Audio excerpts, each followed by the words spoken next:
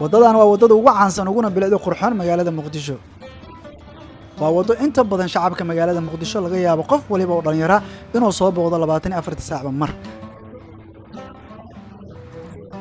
dadka qaar waxay yiraahdaan ama aaminsan yihiin in waddadan qurba joogta ay u badan yihiin ama Soomaalida carbaha ka timid laakiin Maxamed Saalax waxa uu qabaa mid taas ka duwan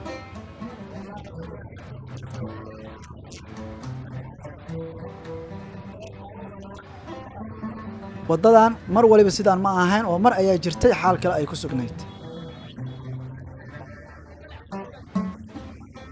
walaan muuqaalkan ku booqano waddada lagu sheego inay u soo fiidii dukaamaysi tagaan qurba joogta ugu badan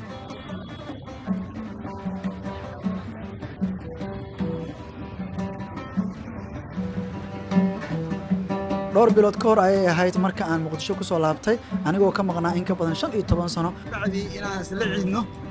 ama xamar aan ku ciido aan ahaan waa taa xitaa muuqaal aan ka sameeyay meelaha qaar balse markii aan joogay bil oo aan laabtay haddana waxaan dareemay inaan u xiiso Muqdisho oo aan ku soo laabtay waxaana u sababa dib u dhiska iyo bilicda waddankeena uu sameeynayo Allah inoo siyaadiyay ka qurba joog ahaan waddadan waxa ay kamid tahay meelaha markaad aragto aad ku dareemayso in waddankeena horumar uu sameeynayo kuna farxayso inay Soomaaliya kamid tahay iftiinka habeenkii dukaamaha dhalinyarada wajiyada faraxsan sida darteed waddadan su'aale ay ugu dhalisay ayaan isku dayayaa inaan la wadaago qurba joogta kale ee aan wali imaan dalka iyo fikradaha kala duwan ee laga haysto waddadan waxa ku yaalo qaar kamid ah goobaha ganacsi ee ugu mugaweyn Muqdisho oo ay kamid yihiin Xayaat Market, Baydan, Aboosto, Idan iyo kuwa kale oo badan